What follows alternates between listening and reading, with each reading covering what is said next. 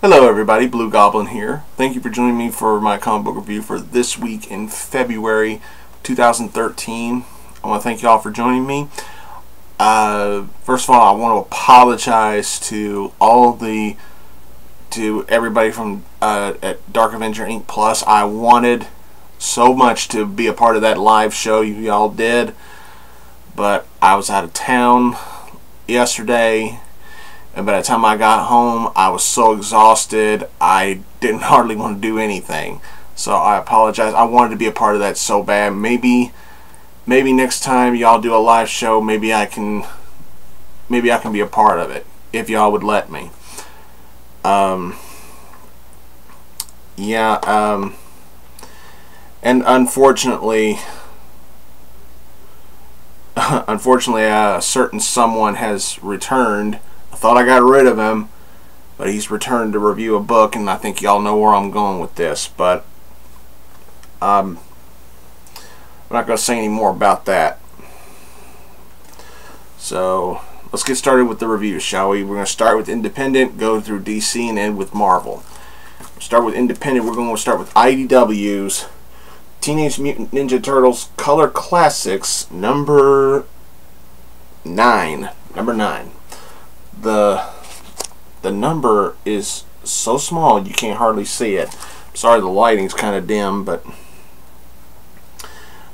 this was a good story. This was a really good book. I'm trying to review it like I review every other book for people who might not have read the original 80s comics. I have, so I'm trying my best not to ruin everything. This is the issue where we get a prequel story, if you will. This is a story that takes place before the Turtles became the Teenage Mutant Ninja Turtles. They were still training. They were using training weapons. You know, Raph was using like wooden tonfas. Mikey was using the Menrique Gassari. You know, Donnie was using the bow, and this was, you know, they were still in training. They weren't quite ready to be the heroes that they are now. And it takes place, you know, with, you know, Splinter wanting to help an old friend, so they use some sort of ancient ninjutsu technique where they can swap bodies and stuff like that. That's probably one of the most unoriginal things I've ever seen, because in all honesty, the whole mind swapping thing, it's getting way out of hand. I'm looking, you know, even though I am enjoying Superior Spider-Man, I'm getting really burnt out on this whole mind swapping thing. I'm in your body, you're in my body shit. I'm getting burned out on it. But this was a good story. They come across a young man who has to learn about his heritage, his family history, and everything like that, and it's really done very well. And that's pretty much it. You know, it's just a reminiscence of a mission that the Turtles did before they were actually ready to be the heroes that they are now. It's really well written. Kind of drags a little bit, but for what it's worth, it was really good, and I really enjoyed it. But then again, I only recommend this series to the hardcore fans of the Turtles. If you're a casual fan of the Turtles, you might not want to get this, because this isn't the Turtles that you see on television now. This was your dad's Ninja Turtles. I mean, kids that watch the show now, they need to go to their dad and say, "Hey, how was Ninja Turtles for you? You got this." Alright, we're going to go to DC. We're starting DC off with Detective Comics number 17. Yeah, Driven Mad by the Merrymaker.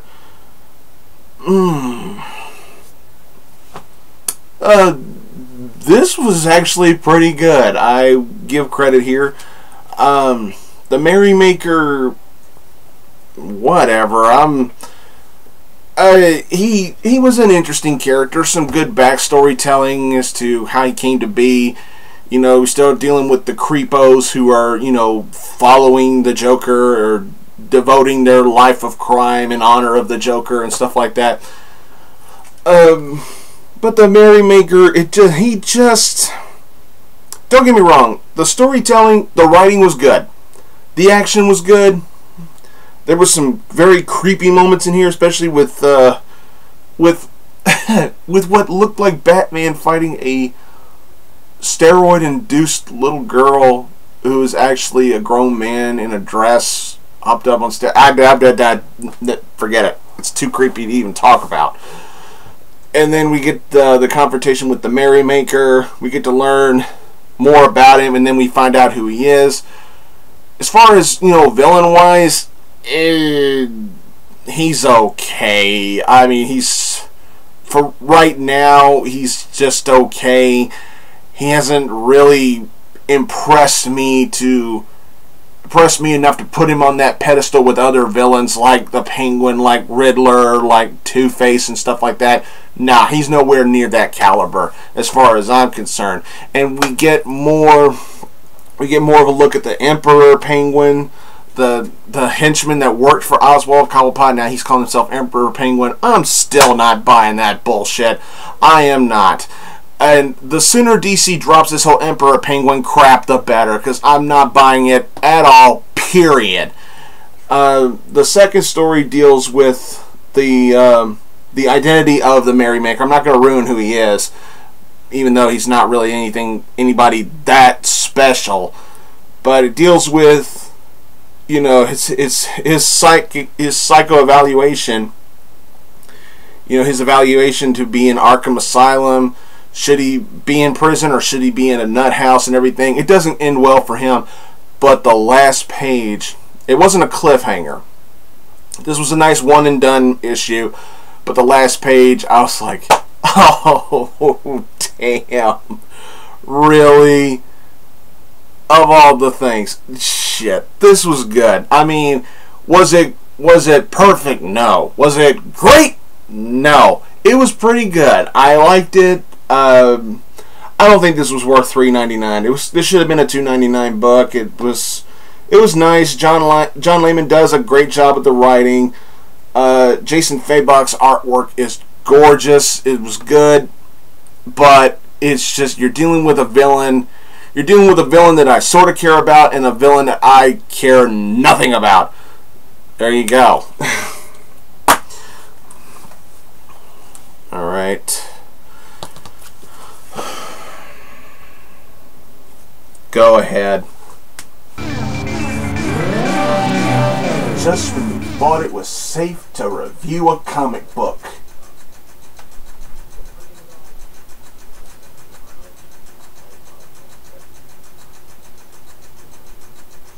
Y'all knew I wasn't going away.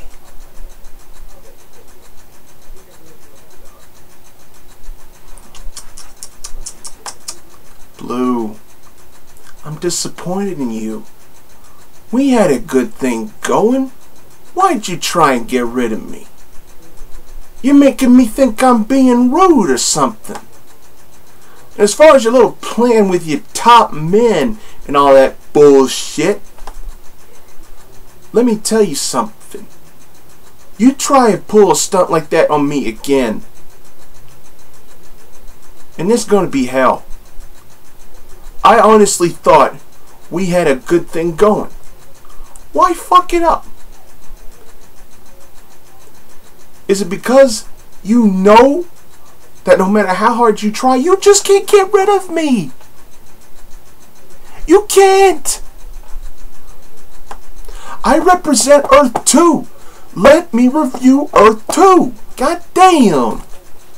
You're breaking my fucking heart. But here we go. We're talking about Earth 2, number 9. This is the book based off my world. My world, my book. My review. James Robinson and the Scott family continue to do a decent job with this series. Now, I was really disappointed that I didn't get to review issue number 8. I wanted to talk about Wonder Woman's daughter. I wanted to crack the jokes about her dad being faster than a speeding bullet. I wanted to do all that shit. You took that away from me. Fuck you. But I'll talk about issue 9.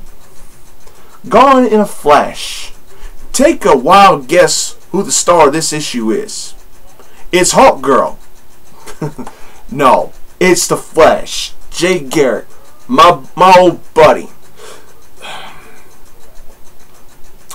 I likes it. I likes where this series is going. You know, normally I would complain saying, why is this book called Earth 2? It should be called Justice Society of America. But then again, we're talking about my world. So why not? Earth 2. It works. The book starts with Hawk Girl and some douchebag talking about the hazards of being a wonder, or a superhero as you would like to call it, but they're called wonders here. But that doesn't last very long, and another thing that disappoints me is we really don't get an update on Alan Scott. He doesn't appear in this issue, which is kind of a disappointment, but I'll let it pass. The story focuses on Jay Garrick, the Flash, and in here we get to see him learn more. We get to see him learn his defensive skills a little bit better, but he has to learn it on the fly for obvious reasons, because he has to go to his mommy's house first and check on old mommy, and then shit gets real, really fast, no pun intended. But yeah, nice stuff here. Nice stuff. I like it. This did Jay Garrick pretty good justice. Was this a strong issue? Nah. Was it good? Yeah. The cliffhanger left me wondering what the fuck? Didn't know what to think about the cliffhanger, and I'm not going to ruin anything. All I'm going to say is this was a good book, a good spotlight on Jay Garrick. This issue had its flaws, but it was good enough for me to say, good read. I do recommend it. If you haven't jumped on board with Earth 2, I'll smack you. No. I gotta be a good boy, or little baby boy Blue here, who claims to run the show, will try to get rid of me again. But still, you need to get on board with this series. It's an interesting read. It's something different. It's a different take on the JSA. And I really think it'd be worth your time.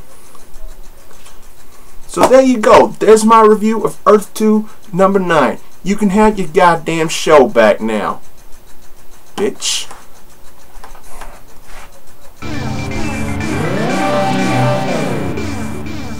Isn't he charming, folks?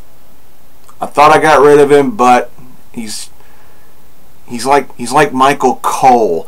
You know, you think you can get rid of him, no matter how much you just love to hate him, he just won't go away. But there you go, Earth 2 number 9. Moving on. World's Finest number 9. World's Most Wanted. Levitz does a good job with the writing. I love George Perez's artwork. I made that no secret. I love me some George Perez artwork, but I'm still begging DC to let Amanda Conner draw this.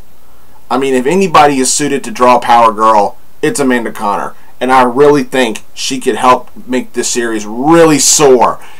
And it's a shame that DC's not really doing anything with her.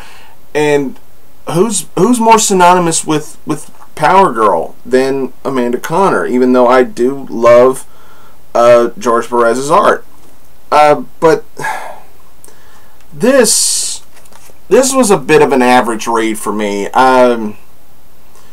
Still okay. One thing I want to get out of the way. Yes, there is a huge internet following that Power Girl and Huntress got that Harley and Ivy kind of relationship status as far as the fans are concerned now. You know, you could see them being girlfriends, but in the matter of fact, they're just friends, but they're a little too friendly at each other sometimes. I don't. Hey, take it for what you can. I mean, this was an average read to me, and I love these characters. But there's one thing that really bothered me. Huntress, in the beginning of the book, she has her arm in a sling, and she's still able to fight. Yet at some point during the story, the sling just disappears. Hang on, why bother telling you about it? Let me show you here. Let me find it. Went too far. Most of this is, storytelling that's occurring now and storytelling that occurred, I believe it was a couple years ago or something when Karen and Helena first came to this Earth. Let's see. Yeah, I don't know how well you're going to be able to see this, but her arm is like heavily bandaged up, and she gets into her costume. Okay, I'm sorry for ruining this for you, but I don't know how well y'all can see that, but her arm is in a sling, and let's see.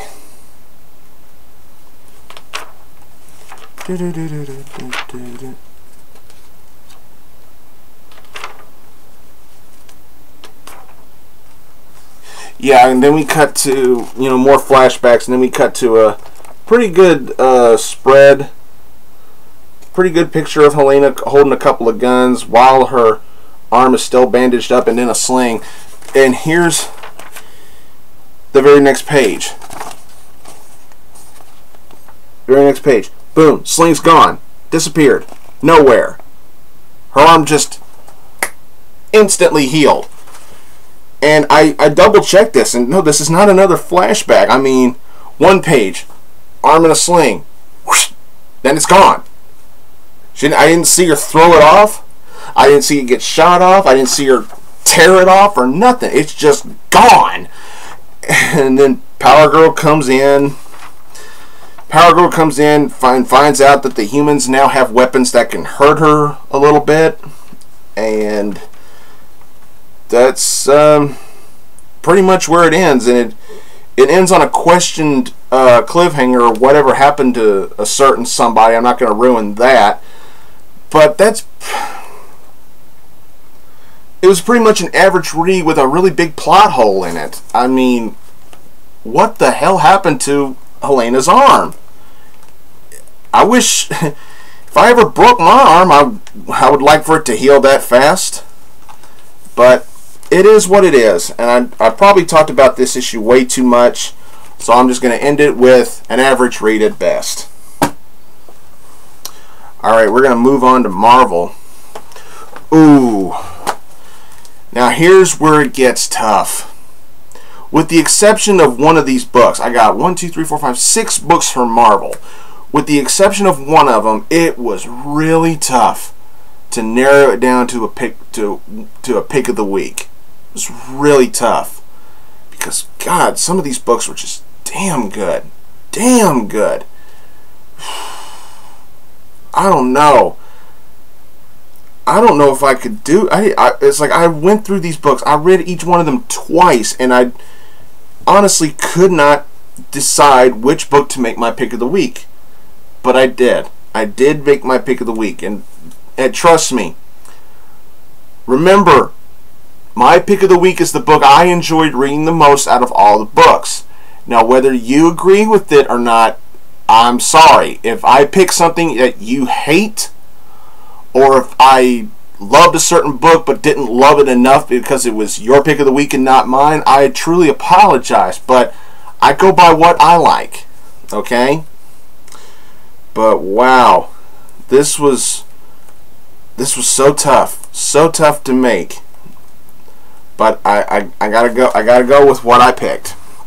We're gonna start Marvel off with All New X-Men number 7.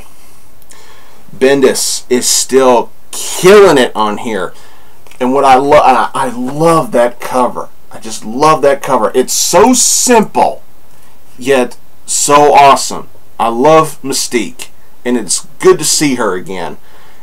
And she doesn't waste any time. I mean, Bendis nails her character perfectly.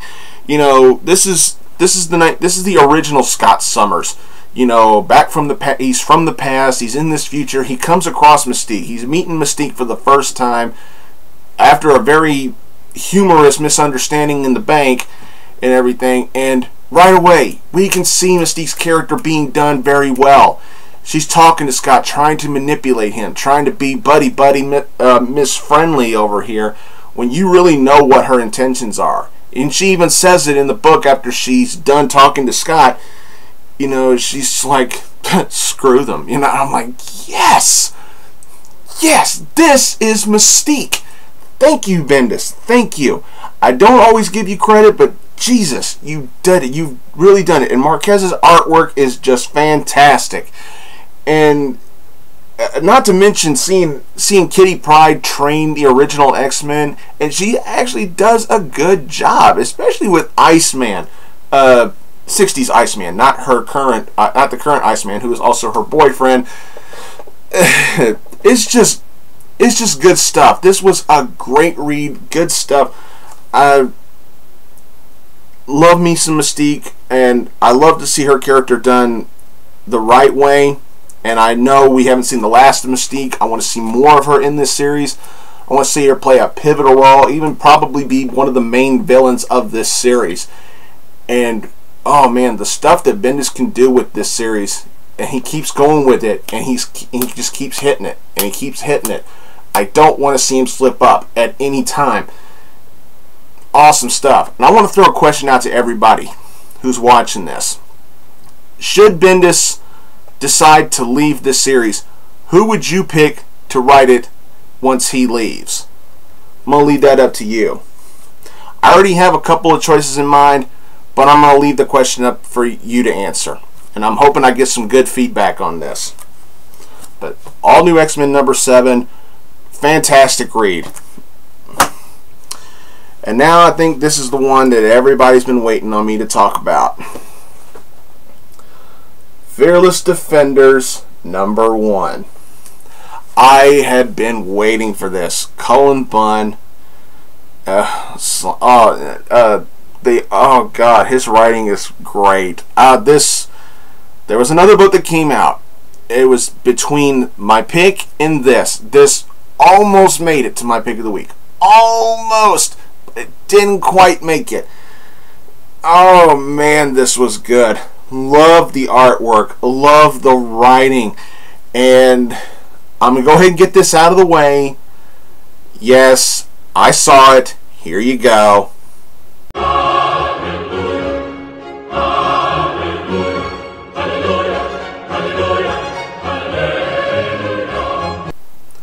You're welcome.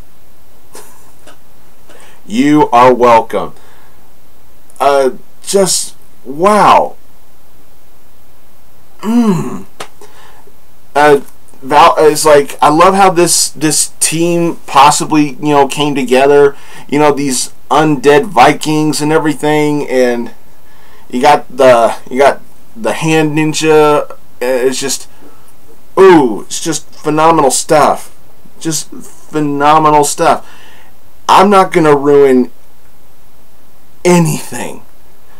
I'm not gonna ruin hardly anything. I mean, how the undead Vikings came into the picture came through by a mistake, and Valkyrie's the one that comes in and swoops in and saves everything. And I love how she enters this story. You know, the shining knight on the white horse and everything. It's so classic, and it works. And as you saw from what I just showed you, yeah, I also loved Valkyrie's answer to that kiss. She doesn't go, wait, I don't go that way. She's like, I'm sorry, but my heart's involving somebody else. She doesn't say anything like that. She just goes, not right now. That's awesome. But what really sells it is the storytelling.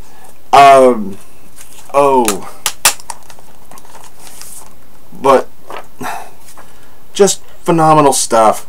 I loved it. But it just, it ends on an okay cliffhanger. I wasn't too crazy about the cliffhanger, but I can't get enough of this. The artwork, the detail, the dialogue, the way the characters get along with everybody or try to get along with everybody. The action is good.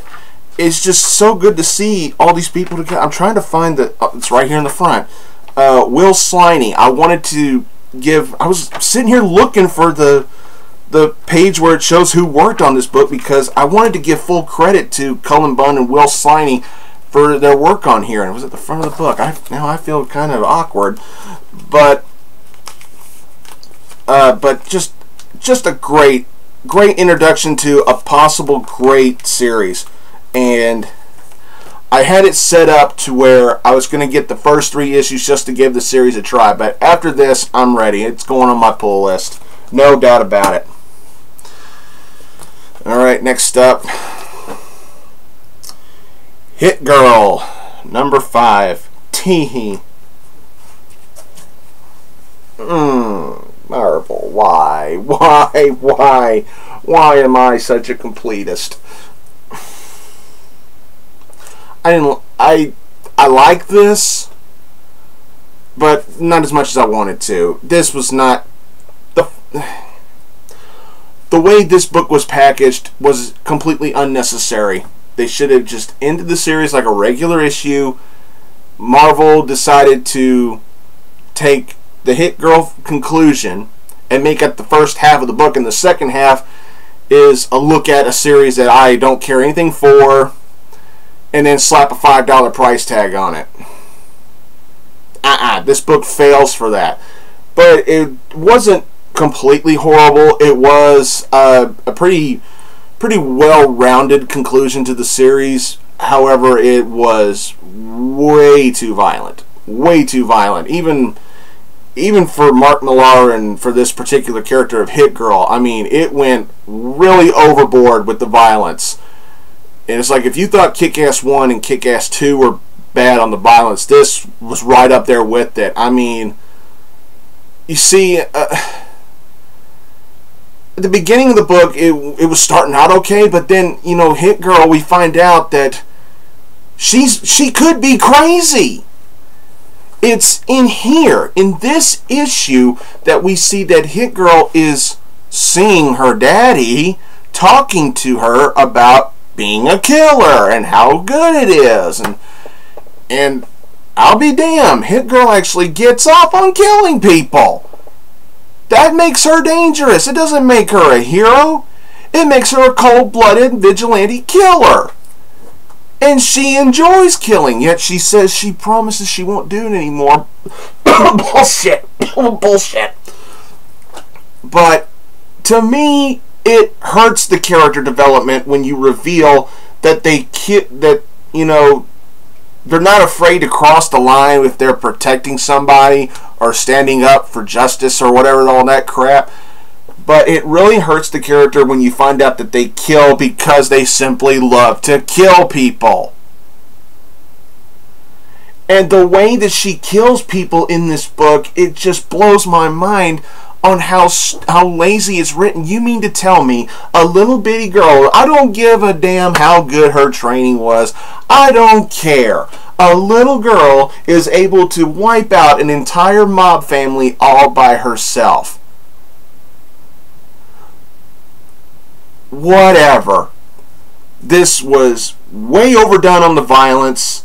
Some of the violence in here was very unnecessary. It was a split story where they got the Hit Girl conclusion in the beginning, and the second part was a story I don't care for, and it's worth $5. Bullshit. Now on to the Pick of the Week. The Pick of the Week, I'm a fanboy, I don't care. If this hadn't come out, Fearless Defenders would have got it for sure. Superior Spider-Man number 3. You know, when I looked at the cover, I was thinking, you're really going to do this, aren't you, Marvel? Dan Slott, you are really going to do this. You're going to give a big fuck you to Batman. But no. It wasn't a complete middle finger to Batman and the Batman fans, as I was expecting it to be. There's a new spider signal in the sky, and Otto Parker, as I'll call him, Otto shuts it down, and J. Jonah Jameson, we find out he's the one that paid for it. He's like, what are you doing? He's like, oh yeah, put a big signal in the sky to let the bad guys know exactly where I'm going to be. That's just brilliant. And we get to see Otto try and pull off some of Peter's snarky humor with J. Jonah Jameson, and for the most part it kind of works. He's learning, and we get to see more. We get to see more character. As far as I'm concerned, Otto's still learning. He's learning. He's getting there, but he still has remnants of his arrogance, him thinking he's actually smarter than everybody else, gimmick and everything. He gets to work with Carly, and she's telling him, she's like, Peter, you're doing a lot of things that I know is not in you. It's not like you to do some of the things you've been doing. And we get to see more flashbacks of Otto's past, especially with the villain that he deals with in here. It's Otto Octavius, the Superior Spider-Man, going one-on-one with the Vulture. And we get to find out exactly what Vulture uses as his henchman. And once Otto finds out, click, it pushes the right button. It appalls Otto Octavius to the point where it nearly drives him into a rage, a whole other level of pissed off. I'm not going to ruin what he found out about Vulture, and I'm damn sure not going to ruin the ending. I was floored by what I read in here, and I was surprised by what Otto does to the Vulture. Holy shit, this was good. Yes, I know Dan Slott continues to go for the shock value in here, but it keeps me coming back to the series. It keeps me entertained. It keeps me reading. What's the most important aspect about a comic book or anything associated with media? Did it entertain you? Did you enjoy it? Forget about what everybody else says.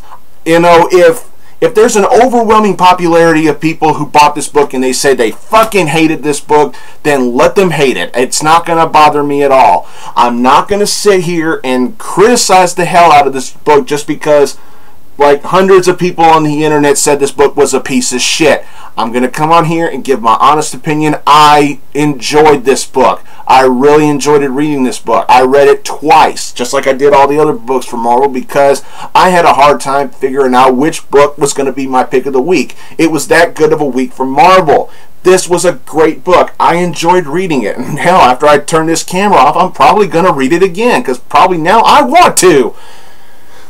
Ryan Stegman, I believe this is his last issue before they flip-flop him for a new artist, and I'm fine with that, but this was really good. I was expecting to hate this book when I saw the cover. I was expecting a big one of these, the Batman, but honestly, it was teasing that, but then it was resolved just like that, and I really, really liked it. This was a good book. I'm not going to ruin the ending, though. Get this book and read it for yourself. If you hated it, then I'm sorry you spent your money. I'm sorry that you feel like you wasted your money. If you loved it, great. I want to hear some feedback. What did you think about this book? What do you think about the Fearless Defenders? What do you think about every book I reviewed so far? I like to get some feedback for what I do here. That's why I do what I do. I like talking to people about comic books when I can do it. Alright, moving on. We got Venom number 31. Cullen Bunn is hitting it again. I swear, Bunn is doing a good job with this. I was so sure that the series was going to slip downward after Rick Remender left it. But he, with the exception of the whole Monsters of Hell shit, he's still doing a really good job here. Shavely's artwork is very nicely done too. I mean, now, when I think of Venom, this is what I want. This is the Venom I want. I don't want Hellspawn shit. I don't want demons or disciples of hell or nothing. I don't want any of that. This is what I want. This is Venom. This is the Venom I like, and we get to see, you know, Flash trying to adjust. He's finally moved into his apartment in Philadelphia. Well, he did that a long time ago, but now he's trying to meet new people. He's trying to meet new friends and everything. It's not going really that well. He's starting to show some Parker-esque luck when it comes to meeting people, but he takes it like a sport. You know, he gets yelled at, he gets insulted, or he just gets brushed off, and he's like, and he has an attitude like, yeah, it's nice to be loved, or something like that. He has that kind of an attitude, and I like that. You know, it's nice to see that the character is not completely depressed all the fucking time. And it's a nice, refreshing part of the character development, and I really like where Cullen Bunn is taking this. And hopefully he sticks with this kind of storytelling. And there's even some comedy in here. And I like that. This series is going off really, really well. And it ends on a cliffhanger that, oh, God! Please, Marvel, make this happen in the next issue. I can't wait any longer. Bring this son of a bitch to Venom. Oh, God. The last page I marked out. I was ready. I'm ready for this. Come on, Marvel, you can do it. Don't drag it out any longer. This was good. We're going to end this with X Factor 251. Hell on Earth War Part 2.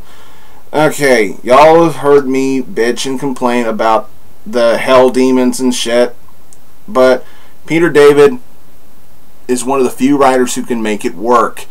Now we finally figure out why. We finally figure out the reason why all these monsters and demons are after Wolfsbane's son. We finally figure out the reason why. And I'm not going to spoil it. But what I will say is that the explanation that we get, in my opinion, is kind of lame. I'm like, that's the reason why you're going after him? Seriously? But then we figure out that there's another reason. There is another reason why. There's a big reward for the one demon or the one monster from hell who can get him. And that's all I'm going to say about that. This was good. This was really good. I'm actually honestly surprised. And of course, Peter David has to hit me right there. I found out something about Monet M. I found out something about her, and it hurt. Because I'm a big fan of her. She's a great character. Yeah, she's got all the stereotypical superpowers, but she's a great character. She's got that great character development that I can't get away from. And I learned something about her, and it really hurt me as a fan. I'm like, Mr. David, I hope you're doing fine, and I wish you all the best, and I wish you a very speedy recovery, but I have to honestly ask you, are you really going there? And there's another character in here that really, that I was just floored by how much of a dick he is in this book. But I'm not going to ruin it. I don't want to ruin anything. I don't want to ruin anything else. This is still a solid series. This is Peter David's baby. And I wish him nothing but the best. Peter David, I am such a big fan of yours. And I'm hoping you continue to do better, and I'm hoping for a speedy recovery. Please don't ever give up on this series. If Marvel has to put somebody else on this book, hopefully they do a good enough job until you're ready to come back. This is still just awesome stuff. I love it. I can't get enough of it. But there was just a couple of things in here that really affected me as a fan. It gave me an emotional connectivity as a fan, but it wasn't in a good way. So that's where this issue kind of slips for me a little bit. plus the reasoning behind behind Rain Sinclair's son being hunted is a little bit lame, but at the same time, it kind of does make sense. There you go. X Factor 251. Great read, but it does have flaws. Well, that's all I got for this week, everybody. I'm sorry I rambled on so much about certain books, and yeah, y'all saw who came back. And for for that little sneak peek into Fearless Defenders #1, you are welcome. I want to thank y'all for watching. Please don't forget to subscribe to this channel and Blugoblin X. Check out my girlfriend's channel, Lenore2003, Lenore's Crafts. Check out those channels. Don't forget about Dark Avenger Inc. and Dark Avenger Inc. Plus and their Facebook page. I'll put all the links into the description. Thanks again for watching, everybody, and until next time, I will see you later.